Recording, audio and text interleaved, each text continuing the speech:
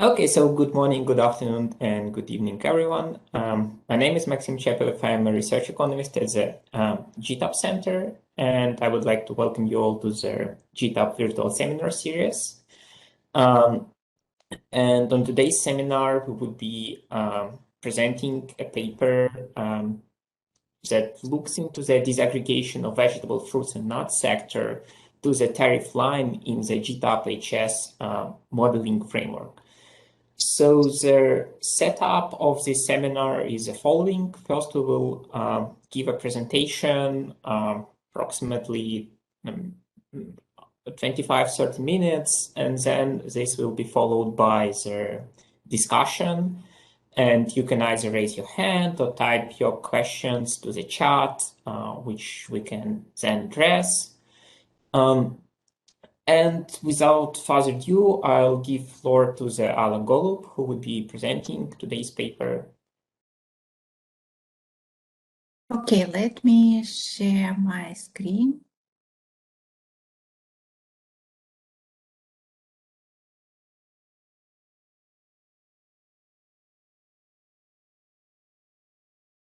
Do you see the slide? Yeah. And if I change, do you see I change the slides? Okay. Okay, so hello, everyone.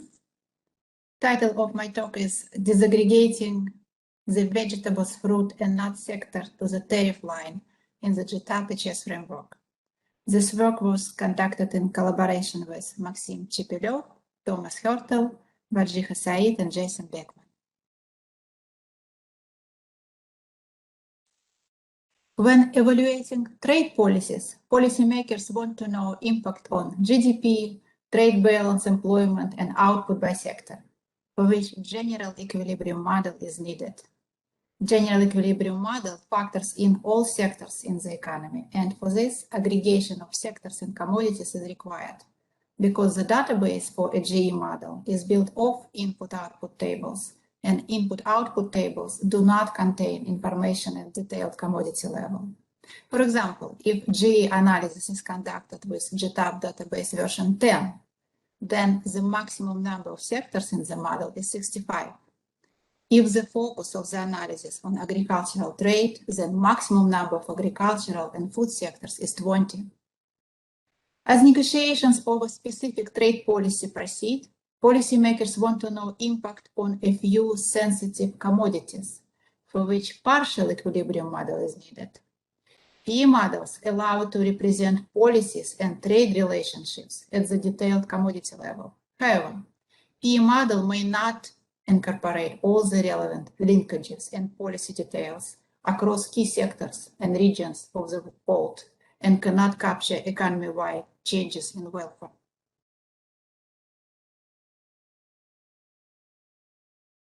While computable general equilibrium models have become widespread method to capture the economy-wide and sectoral impacts of policies, levels of aggregation in CGE models leads to a variety of problems for evaluation of the economic impacts of trade policy changes. First problem is that some sectors in general equilibrium model aggregate large number of commodities, while there exist huge variations in protection levels and characteristics across commodities. Aggregation may cause aggregation bias in aggregate sector-based studies. Second, the aggregation of sectors may result in false competition. Two countries that do not compete in a third market at the disaggregate level may appear as competitors at an aggregate level. Third, many policies are formulated for specific products that are not identified among the relatively aggregated sectors, and most trade policy negotiations are conducted at highly disaggregated tariff lines. Thus, the level of aggregation in CGE model is deemed too coarse to inform negotiations. To overcome such limitations, a number of studies have employed a hybrid framework. Grant et al. 2007 linked GE model, GTAP and GAMS, with a PE model to analyze trade policies in dairy sectors. Inspired by Grant et al. Work, Narayan et al. 2010 modify the standard GTAP-CG model by disaggregating automotive trade to analyze multilateral tariff liberalization for the Indian automotive industry. Agar et al. 2019 further generalized data processing approach developed in Narayan et al. And rethink code of the model with GTAP version 7 model. The resulted model is called GTAP-HS, where HS stands for Harmonized System. The general idea in GTAP-HS framework is that sectors of interest produce multiple commodities. So while the production sector definition follows a CGE model aggregation, commodities are defined at the HS6 level, or in some cases, groups of HS6. These commodities are consumed domestically and traded internationally, allowing for trade policies to operate differentially across tariff lines. Domestic absorptions of commodities at the HS6 level compete with each other within the aggregate CGE model consumption category. GTAP-HS framework requires disaggregated bilateral trade flows, protection rates, domestic output, and absorption data, as well as additional consumption and production structures specified via constant elasticities of substitution and constant elasticities of transformation functions, and additional market clearing conditions and price linkages. In this paper, we contribute to the development of the GTAP-HS framework in the following ways. First, we construct the GTAP-HS database with GTAP vegetables, fruit and nut sector and GTAP dairy product sector disaggregated at the HS6 level. Second, to capture the heterogeneity in substitution possibilities among different import supplies at the disaggregate commodity level, we incorporate new HS6 level elasticities estimated in Fontanier et al. 2019 paper. Third, we apply GTAP-HS model to the assessment of the trade frictions between the United States and its trading partners with a specific focus on vegetables, fruit and nut sector. We compare simulation results between standard GTAP and GTAP-HS frameworks. In this presentation, I will use abbreviation VFN to represent vegetables, fruits and nut sectors. Let's start from quantity linkages in the GTAP-HS model. There are two regions on this slide. Region S is a source here, and region D is destination. QC in the very top denotes supply of aggregate vegetables, fruit and nuts output in region S. This supply is transformed into commodities at the HS6 level, QCK, indexed by K, using CET function with parameter epsilon. K may be kiwi or lettuce or almonds or any other disaggregated commodity within the VFN sector. There is a market clearing condition shown here. This says that total quantity QCK is allocated to the domestic market, and this quantity is denoted by QDSK. And the rest is supplied to export markets and shipped to various destinations, indexed by D. Export quantity is denoted by QXSK. Each region D imports HS6 commodity K from various source regions S. Specification of trade in the at the HS6 level is similar to the one in the standard GTAP model and employs two-level Armatan structure. First, bilateral trade quantities, QXSK, are aggregated into imported bundle, QMSK, using CS function with parameter sigma m. Then imported bundle, QMSK, and domestically produced QDSK are aggregated into domestically absorbed bundle, QAK, using CS function with parameter sigma d. This two-level structure at the HS6 level is the key feature of this model, as it allows imports and domestic goods to compete at disaggregated level, and this allows to avoid false competition. Finally, QAK at the HS6 level are aggregated into QA, domestic absorption of aggregated vegetables, fruit, and nuts, GTAP category, using CS parameter sigma VF.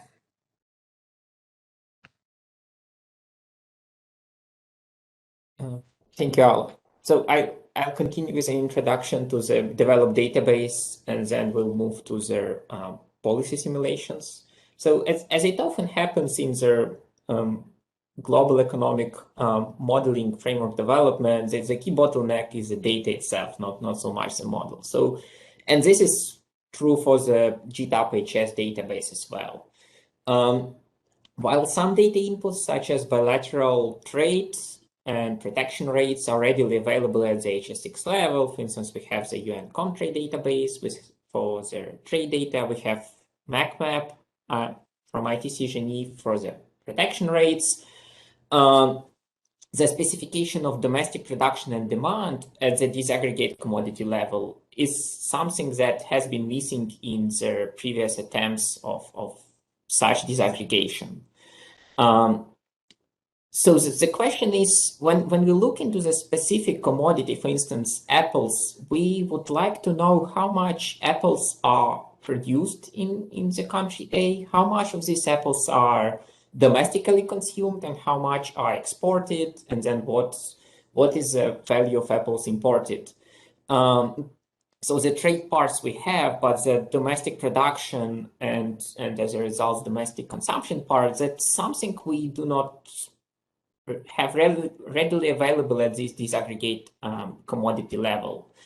And previous studies apply different assumptions to derive this disaggregate level data. So for instance, Narayan et al. 2010 paper just assumes that the ratio of domestic consumption to imports is the same across all disaggregate sectors and equals the ratio in the aggregate sector. So in our case, it would be the same as assuming that the ratio of domestic consumption of apples, oranges, bananas, and all other vegetables and fruits is the same within the vegetable, fruits, and nuts sector.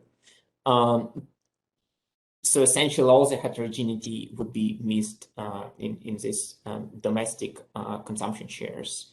Grant et al. 2007 paper applied a somewhat more rigorous approach. So they used a constraint optimization to minimize the deviations at the aggregate level between some like initial estimates of the domestic consumption and available trade data. But both these approaches use some ad hoc assumptions regarding domestic consumption and production at the HS6 level. And this specific assumption is potentially critical in the case of heterogeneous commodities as we are dealing with in the vegetable, fruits, and nuts sector. So it could as well be the case for specific countries that, let's say, 90% of all pistachios are exported, while almost all domestically produced apples are consumed domestically. And this is something you want to capture properly in the developed database. Next, please. So how do we address this particular issue and other data inputs within the developed database? So first, we rely on the GTAP-10 database with 2014 reference year. So that's our starting point. Then we have the bilateral import flows from and protection rates from MacMap. And for the domestic production and demand for domestically produced commodities at the HS6 level within the two sectors that we are splitting, we rely on the FAO data. So we use the FAUSTA data on production, total country exports and imports, quantities, prices, and values for 93 vegetable, fruits, and nuts and 23 dairy commodities at the country level, so covering almost 200 countries. We also use some other data sources to get fuses. We use Euromonitor International to derive output and consumption for specific dairy commodities, also OECD FAO agricultural outlook data. And then we use a number of gap filling techniques because in some cases we know what are the quantities produced and consumed, but we don't know what are the associated values. So we need to derive prices, which would then help us to estimate values. And then we reconcile all this data together so that when we aggregate back the disaggregated value flows, they would match GTAP. GTAP aggregate flows, so their total exports of vegetables, fruits, and nuts reported in GTAP, output and imports, domestic production. So we reconcile the data sources to be compatible with GTAP. So one other point to mention is that while their FAO reports 93 commodities for vegetables, fruits, and nuts, and 23 commodities for dairy sector, HS classification is different from the CPC classification used by the FAO and also by the GTAP for primary agriculture. And therefore, we do an intersection between the HS and CPC classifications, and this results in the fact that we split vegetables, fruits, and nut sectors into 79 commodities, which is somewhat less than the number of HS6 codes within this sector. But in this way, we are making a consistent use of the data from both FAO and from their trade data sources. Next, please. So, and on this slide, you can see some an overview of steps that have been applied to construct the GTAP-HS database. So, as I mentioned, we start from the FAO values and quantities of agricultural output, and we start from 217 countries, and then we aggregate them to 141 GTAP regions. So the database is constructed as a fully disaggregated GTAP level. So all 141 regions are splitted. And then we proceed with price estimates. So we use start commodity prices, and then we derive some trade-based prices if individual commodity and country-specific prices are not available. We also use OECD commodity prices. And then on the next step, we use these prices to get field values when only quantities are available. Next, we reconcile all the data so that the MacMap trade data, GTAP database, and data constructed based on the FAO data inputs is consistent. And then finally, we map this disaggregated database to the designed regional and sectoral aggregation that we use in the application. Next, please.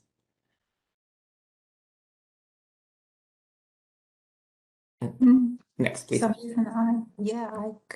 cannot. Just a moment. Okay. Thank you. So, and one other important data input apart from the database and data flows itself is the specification of substitution and transformation elasticities at the disaggregate commodity level. So that's something that is not in the standard GTAP database, and we need to provide corresponding estimates or make corresponding assumptions.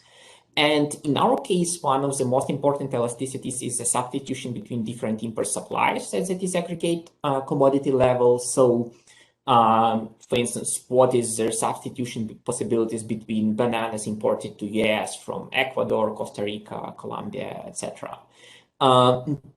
And lucky enough, we have a recent paper that was produced by Lionel Fontanier and colleagues from CEPI. And they estimated their trade elasticities at the HS6 level for all 5,200 plus commodities.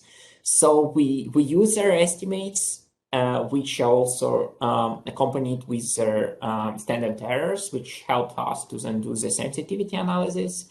We use their estimates and then we trade weight them because our aggregation of commodities is somewhat lower than the HS6 levels. but in many cases, we exactly match the HS6 level commodity specification. And we rely on Fontanier et al. Estimates for the substitution between import suppliers elasticity. And then for the substitution between domestic and imported commodities at the disaggregate level, so for instance, substitution between domestically grown apples and imported apples, we use the rule of two, which is a standard rule applied in GTAP, meaning that the domestic import substitution elasticity would be half of the substitution between different import suppliers. And as you can see on the right side of the screen, the elasticity of substitution between import suppliers at the disaggregate commodity level is on average substantially higher than the standard GTAP elasticity for the aggregate vegetable, fruits, and nuts sector, which is around 3.7 in GTAP. At the same time, when we look at the disaggregate commodity level, we see that in many cases, substitution elasticity is 10 and above, in many cases up to 15 or 20. Which it also confirms that the overall economic logic in when we go to a more disaggregate commodity level, for instance, to the pistachios, the substitution possibility for this specific commodity would be higher than for the aggregate bundle of commodities like vegetables, fruits, and nuts aggregate. So another feature which is not shown on this chart, but which we also have observed in the elasticity data, is that commodities that are of higher value and better stored and easier traded, for instance, like nuts, have an average high substitution elasticity than commodities that are not so easy to trade, like for instance, potatoes or beetroots, and that are of lower value and harder to store. So then I'll please continue with the policy. Yeah, thank you, Maxim. Can you hear me okay? Yeah, okay. So we defined the database and the model and parameters. Now let's talk about policy scenarios that we consider. In March 2018, the United States implemented tariffs on steel and aluminum imports from most countries. These tariff increases induced retaliatory tariffs by trading partners. A few months later, in July 2018, the United States imposed tariffs on imports from China that started tit-for-tat tariff war between the United States and China. These developments affected agricultural sectors in the United States. One of the targeted agricultural sectors is vegetables, fruit, and nuts. The figure on this slide shows all countries and regions that have imposed retaliatory tariffs on US VFN exports. Percentage point increase in tariff is plotted against the value of US exports. These increases in tariffs range from 5% points imposed by Turkey to 100 percentage points imposed by India on walnuts. China hits with higher tariffs all vegetables, fruit, and nuts, disaggregated categories in our model, while other trading partners increase tariffs on just few US products. Structure of US output of vegetables, fruit, and nut sectors. Total value of US output of vegetables, fruit, and nuts in the base year of analysis is about $46 billion US, of 79 disaggregated commodities in the model. 17 represent about 80% of output in value terms. And this with almonds, tomatoes, grapes, potatoes, and apples being 5 largest categories by value of output. Now let's look at structure of US exports of VFN before the tariffs. Total value of US exports of vegetables, fruit, and nuts in the base year is about $16 billion US. Of 79 disaggregated commodities, again, 17 represent 80% of these exports in value terms, with almonds, walnuts, apples, pistachios, and grapes being 5 largest categories. US exports of VFN by commodity and destination. EU, Canada, China, Mexico, and India are all important trading partners for US for many VFN commodities. Large share of the 17 largest by value exports commodities were shipped to countries that undertake increase in tariffs on US vegetables, fruit, and nuts. However, with exception of China, these partners target only specific commodities.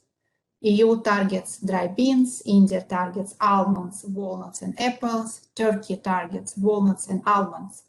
So for these reasons, the retaliatory tariffs are likely to have noticeable impact on US almond sector and also all other sectors that export a lot to China, such as pistachios. We defined 3 scenarios. Under the first scenario, we consider all tariffs imposed on US exports of vegetables, fruits, and nuts. Under the second scenario, we consider trade frictions between the United States and China only.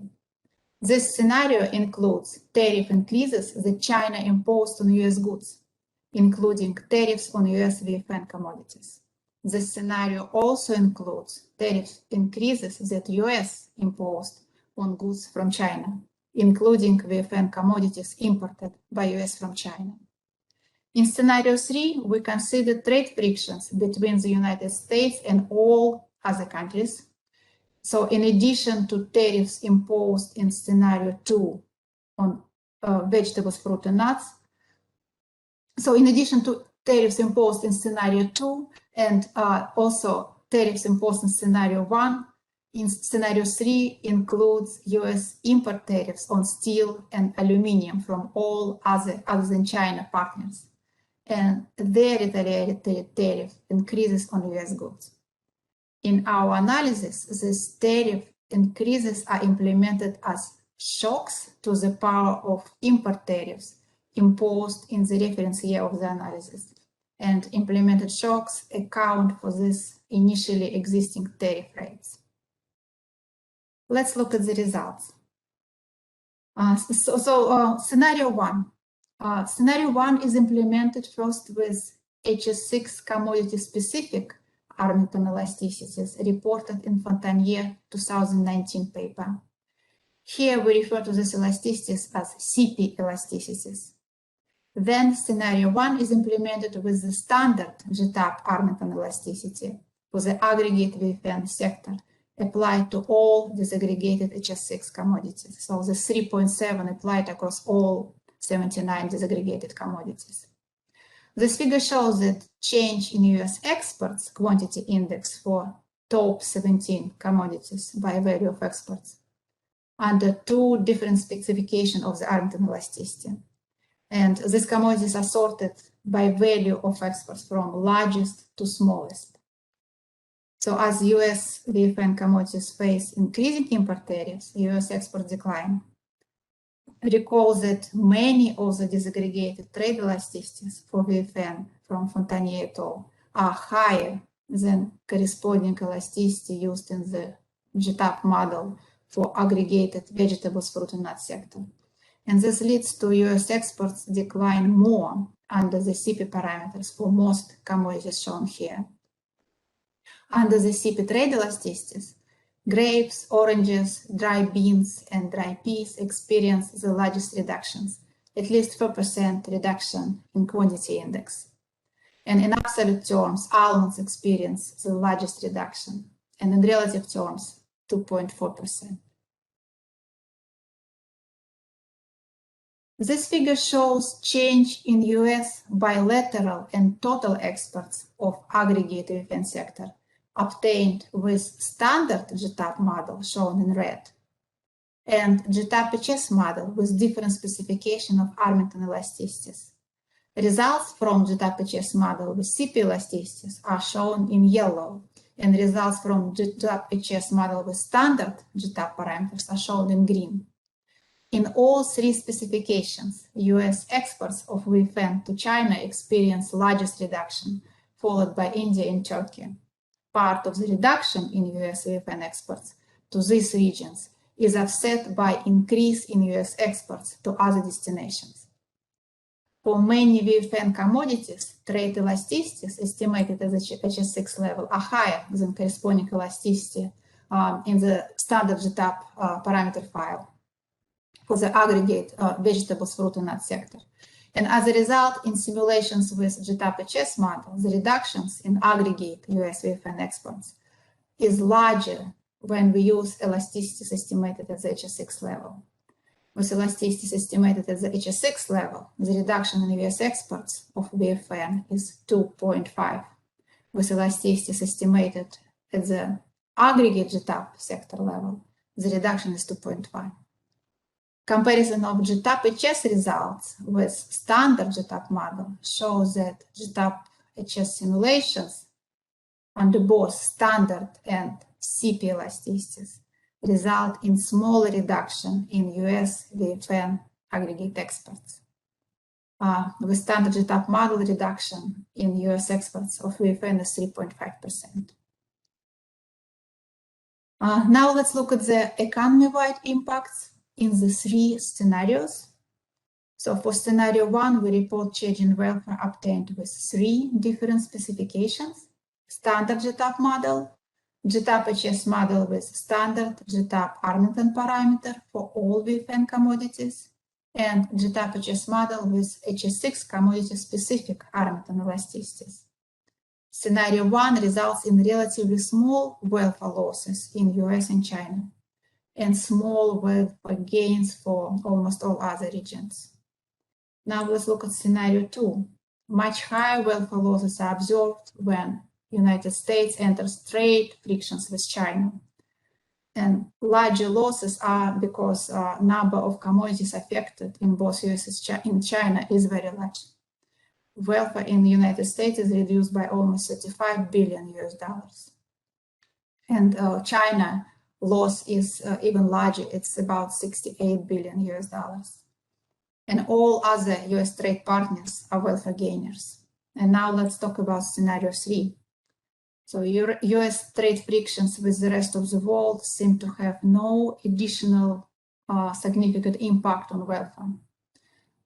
This is because changes in welfare scenario 3 are somewhat similar to changes in welfare scenario 2. And in general, in terms of welfare impacts, trade frictions between China and the United States positively contribute to the welfare of all other regions. Let's talk about limitations of the GTAP-HS approach. So within our modeling approach, we do not explicitly represent the production structure of the disaggregated VFN commodities. Instead, the output of the aggregate VFN sector is allocated across different commodities using the CET function, and this has several implications. First, under the current approach, how output of given VFN commodity changes due to a trade policy shock depends on a single CET parameter and revenue shares. For some of the HS6 commodities, such as fruit and tree nuts, a large expansion of output may not be possible within short or medium time horizon, suggesting that CET parameter should be close to zero. While for annual crops, the CET parameter may be larger. Second, with the CET function allocating VFN output across disaggregated commodities, the cost structure of the aggregate VFN production sector is independent of the composition of output. The cost structure of the aggregate VFN sector can be viewed as an aggregation of the cost structures of the 79 commodities that the aggregate VFN sector supplies. And in the initial database, the cost structure of the aggregate VFN sector is representative of the 79 sectors. However, after trade policy or other shock, the cost structure of the aggregate VFN sector will not be perfectly reflecting output mix in the new equilibrium. However, due to the very large number of commodities within VFN, and because there is no dominant commodity within regional VFN output, the cost structure of the aggregate VFN sector still will represent relatively well the aggregation of the cost structures of the supplied commodities.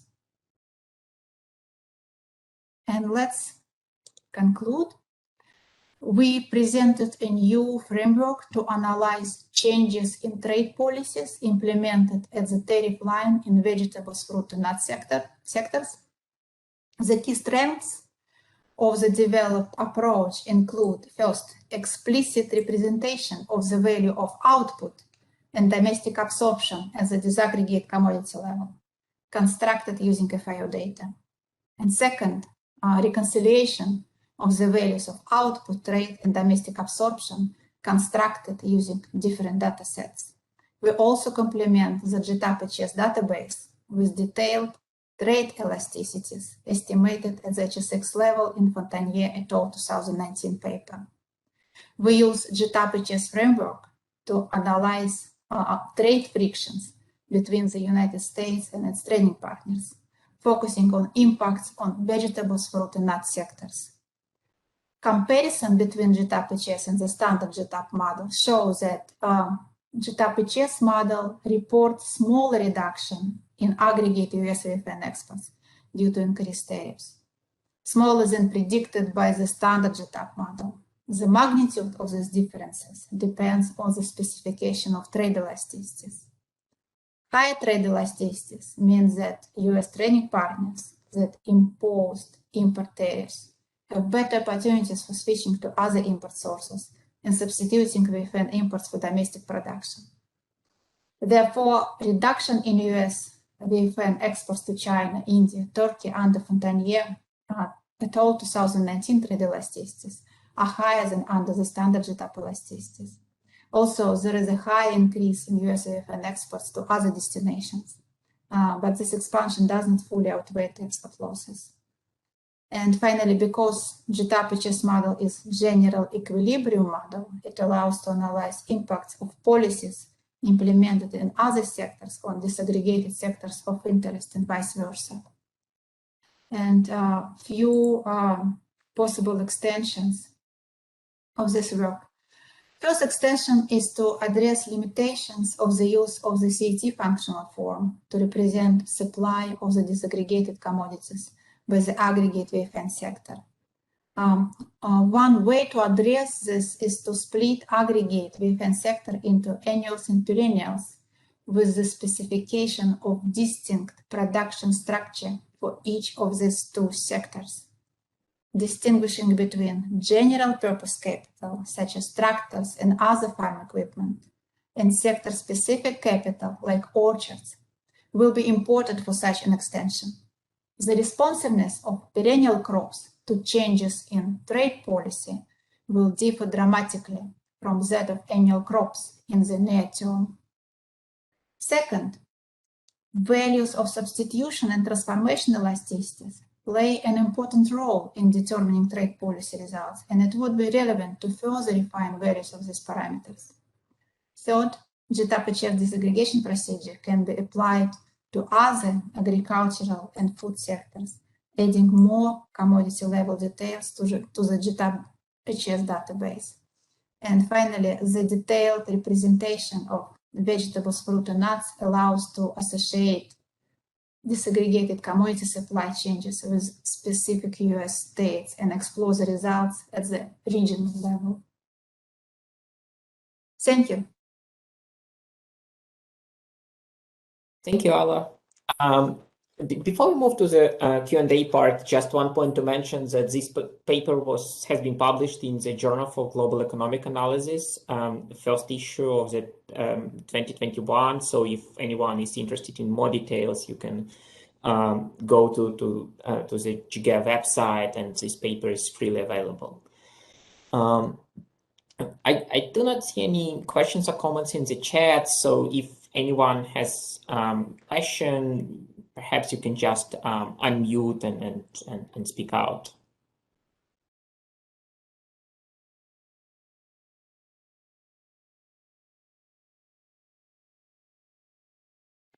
Sorry, I don't Well, normally use yeah, WebEx. I have a query.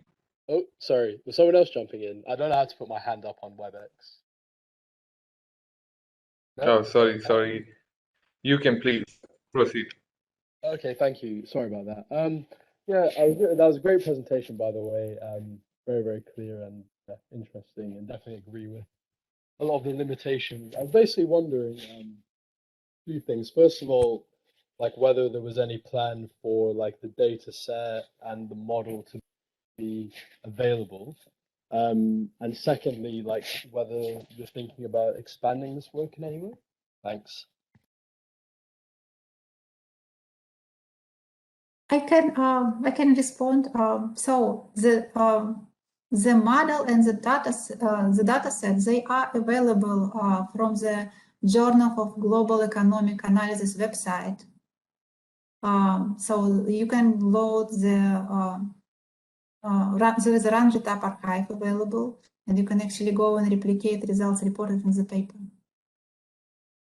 And the second part was if there is a plan to disaggregate other commodities. Is it the second question? Yeah, basically, and yeah, thanks on the first one. I've had a look before, but I feel like now that I know exactly where to look, I'll be able to find it. So thank you. Yeah, the second one was basically like whether there's any other sectors that you think will be interesting. Yeah, just if you've had any thought about that. Thanks. I think meat will be interesting, but I let Maxim to talk about it. Yes, so on the sectoral disaggregation point, we are, of course, somewhat constrained with the data limitations and availability. So agriculture sectors, due to their pretty rich FAO data, are good candidates for any fuzzy disaggregation. And as Ala mentioned, meat is possible, maybe some other crops, for instance. But at this point, we do not have any specific plans on disaggregating any fuzzy sectors. So these are the two sectors that we have been disaggregated so far. And if there would be any interest, from the project or other works, then we can work on other sectors. But the infrastructure that has been developed in this paper is applicable to disaggregating other sectors as well. Great, thank you very much. And yeah, I guess just if I can ask a quick follow-up. So is it still somewhat limited by the production data, even if like essentially the production data is like the key limitation? So on the output side, if we are talking about, again, agriculture sectors, then this is available at a very detailed level. If we are talking about other sectors, then yes, the production data, for instance, what is an output of, I don't know, specific metal, if we want to disaggregate non-ferrous metals, or what is the output of tires, if we want to disaggregate tires from rubber and products. That would be the first limitation. And second, yeah, essentially, what would be the domestic supply. But if we have production, we can subtract trade and get the domestic supply, and trade is available. So essentially, it's all up to the output values if we're talking about GTAP-HS framework. Yeah. Thank you.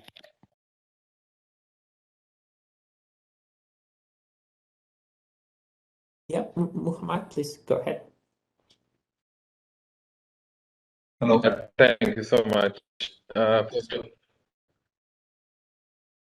Yeah. So thank you so much. I would like to ask about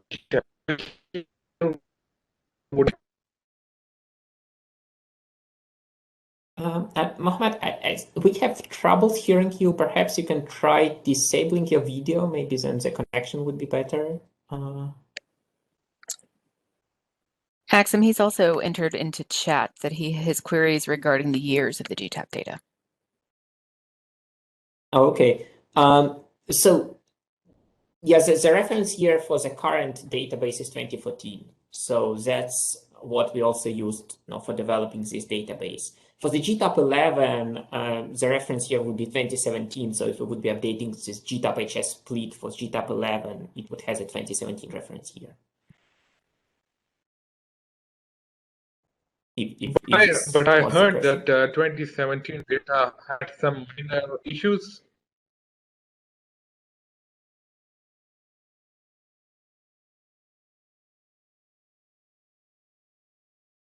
I didn't I didn't hear the full question. I'll did you hear the question?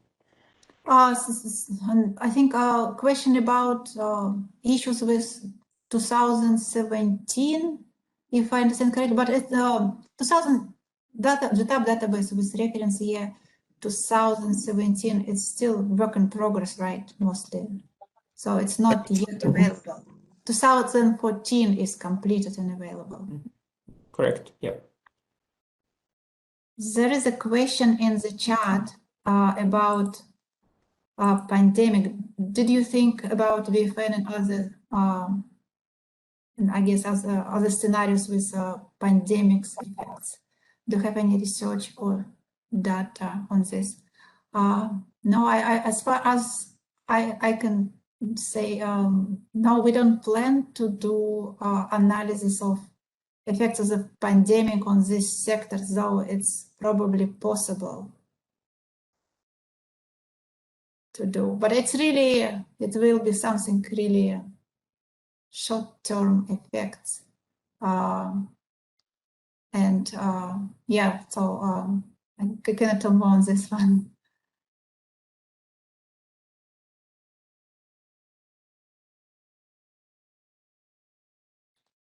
Any other questions? So I see Devender has his hand up. Hello, am I audible? Yep. Hello? Yep. Yep. Yeah. We can hear you. Please go ahead. I'm extremely sorry because there was a time difference. Just I received a mail from that seminar is on the way. So I quickly, I missed most part of it. But my question again is about disaggregating a sector. I was just stuck working on India IO, not on a GTAP data. So my question is, how much data is needed for disaggregation is disaggregating a sector? Say, for example, I'm interested in disaggregating a motor vehicle for in case of India. Suppose I have a data for value of output and value added. Is it sufficient for disaggregating a sector?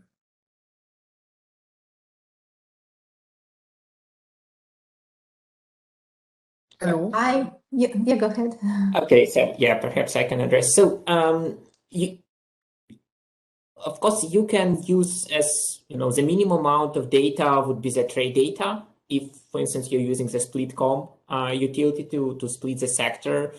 But then the more data you have, the better representation of the split you would achieve. If you have just the trade data, then you would essentially assume that the cost structures and supply structures across splitted sectors would be the same as in the initial aggregate sector, which might be a very strong assumption. Yeah. So if you would have an additional data on cost structures, you can utilize this data. If you have a shares of output, you can then add the shares of output. So it is all about the data availability. Yeah. So the more data you have, the better, of course. But again, my question is, say, for example, I am disaggregating in sector based on India data. How about the structure of other countries? That's a very difficult proposition to get a data for all the countries available in a GTAP.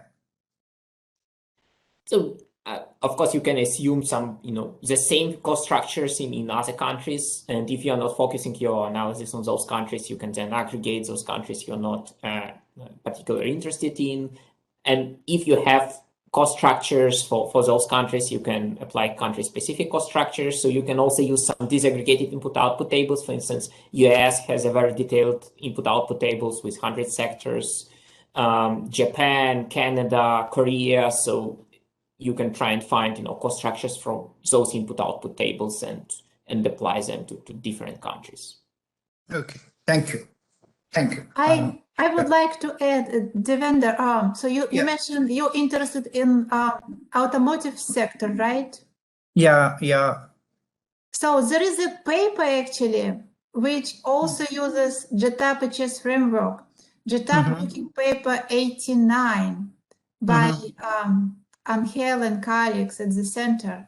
And I believe they deal with automotive sector. So you might take a look at this paper. Okay, there's another paper by Peter Dixon and his team. They also have disaggregated. They also have disaggregated some same automobile sector. Because in our country, people were very much interested into to estimate automobile demand. So there was a so they wanted to say that automobile sector in India is indirectly providing a lot of employment to rest of the sectors. So they wanted to plead their case to Government of India to provide them some incentive. So that was the thing. So initially I thought to use a GTAP data, but very recently we have latest IU table for 2015-16. So we use that data. And one more question that's again relating to a data construction. I'm sorry if I'm taking you away. In my country, very recently they have started making a supply use table instead of a input output table. So now these table are not square, they are a rectangular table. I mean, number of industries are less than number of sectors. Do you have any program to make that table balance?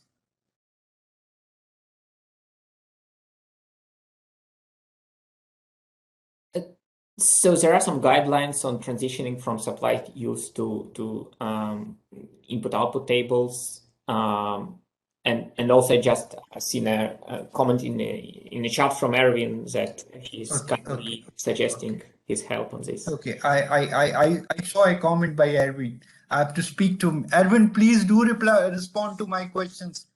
Thank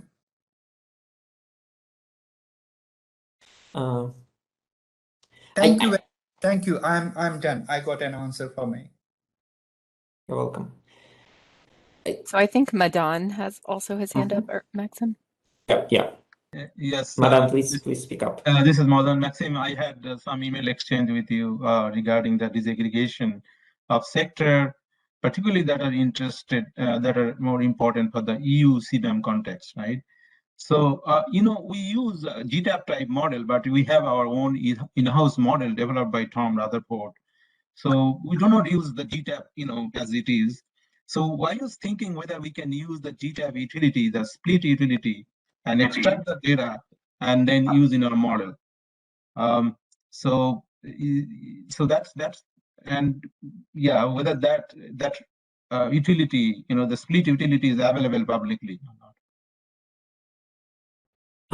So just to clarify, the approach that we used in this paper is different from the split-com approach. In the split-com approach, you would be splitting the entire cost structure and supply structure of the sector, while here we are essentially splitting the trade part and domestic supply part.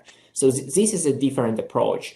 The drawback of this approach, the drawback of this approach is that you do not represent cost and supply structures in the detailed way for each splitted sector. But this is, on the other hand, is also a benefit because you don't need the detailed data, and you can go at a much more detailed level, for instance, like we did for almost 80 commodities, and the model is still tractable. You can still run it at the global level. So that's the benefit and drawback of this approach. But you can, of course, use a split-com for your needs if you're focusing on several selected sectors. But here we were specifically interested in this highly detailed disaggregation of heterogeneous commodities within the vegetable, fruits, and nuts sector and tracking the policies at the HS6 level of commodity detail. Okay, thank you.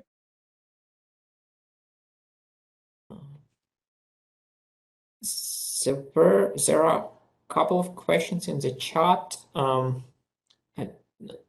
you see them, Alla? Oh.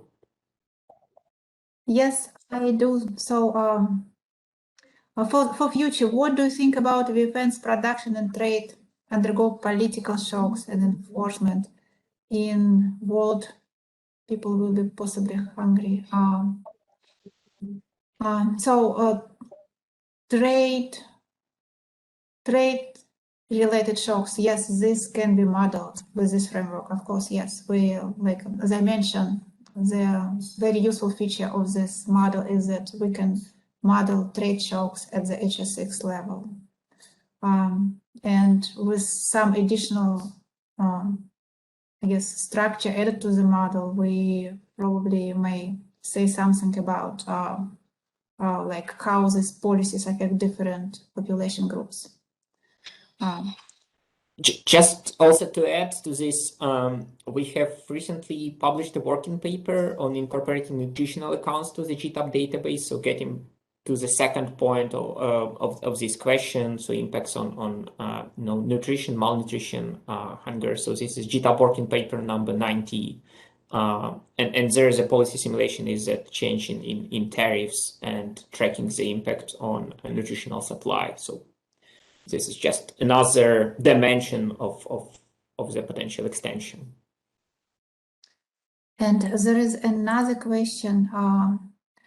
What are your thoughts about running the same simulation for services sector? Well, if we have data, we would probably construct similar database. So the question is, do we really have data for service sector? We will need detailed output data for this. And I don't know, Maxim, do you have thoughts on this? Yes, that's the services, even trade data, I know it's much more complex to incorporate at this detail level and production and domestic supply as well. So those are pretty specific, sectors to disaggregate. So probably if you're thinking about, selected sectors, it would be easier to do their split com approach there rather than go to this detailed commodity level, service type level analysis.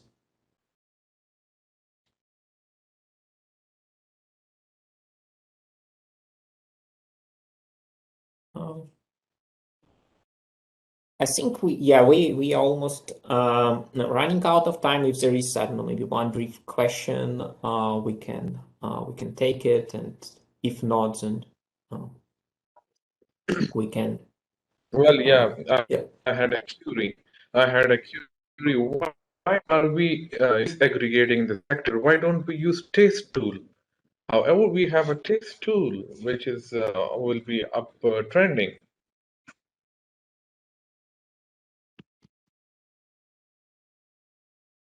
So if I heard the question correctly, it was about the application of the taste utility. So the taste utility just provides you the aggregation of or disaggregation of the trade flows and tariff rates. Yeah, so it does not per se disaggregate the GTAP database. So so you can use it to derive the tariff rates or trade flows, but then you would need the setup of their modeling infrastructure and database to incorporate those data that you have extracted using taste from MacMap. And test is based on MacMap, and we use MacMap in this study.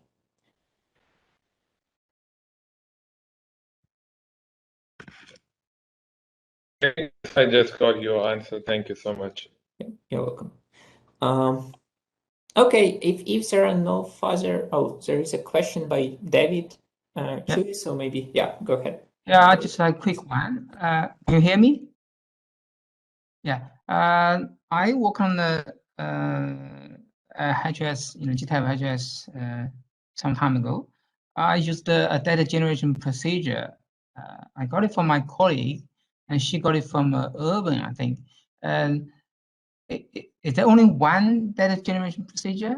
So it's the same one as you are talking about today? So that the GTAP-HS database procedure used in this paper was specifically developed in this paper. It wasn't used anywhere before. Yeah. But so that would be different data generation procedure. I did not hear what is the source of your data generation procedure. Where did you obtain that one?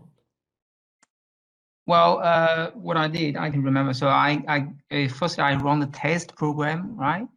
I got the disaggregated data from taste, and then I put the HAR file into the input folder of the data generating procedure, and run the the batch file and get the few headers, the disaggregated headers, and then replace our existing GTAP headers. Is that same procedure? And Erwin also posted a clarification point in the chat. So the procedures that you used is a standard kind of procedures that we also have shared publicly, which is just relies on the trade data. So it does not rely on any explicit cost structure. Oh, sorry, not cost structure, but values of production by disaggregated commodities or domestic supply estimates by disaggregated commodities. In the approach that we used here, it's built on the procedures that you use, but it's further advances that approach by utilizing the FAO data and data from other sources to derive these commodity level output values and domestic supply values. Okay, I see. So it's like I use the standard sort of data generation procedure, right? Mm-hmm. But in your paper, you apply additional information for some production cost or things like that to get maybe better disaggregation. Yeah, correct. Okay. Thanks. I would like to add, so you may compare steps in GTAP working paper 89. I think Ginger put link to this, and this is I think what Erwin developed for motor vehicles, Erwin and colleagues and Helen Dominique. And you can compare this with this paper that we just presented. So in the paper published in the Journal of Global Economic Analysis, there are steps described, and so you will see the difference. Okay. Okay, thanks.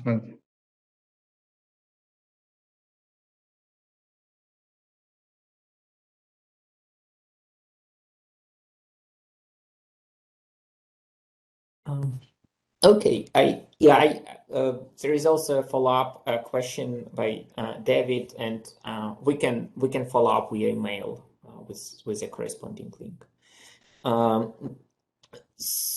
Yeah, if there are no further questions, I think at this point we can close the seminar, and thank you all very much for participating and for the active discussion and for your questions, and we are looking forward to see you in the next GTAP virtual seminar series presentations. Thank you. Thank you all. Bye-bye.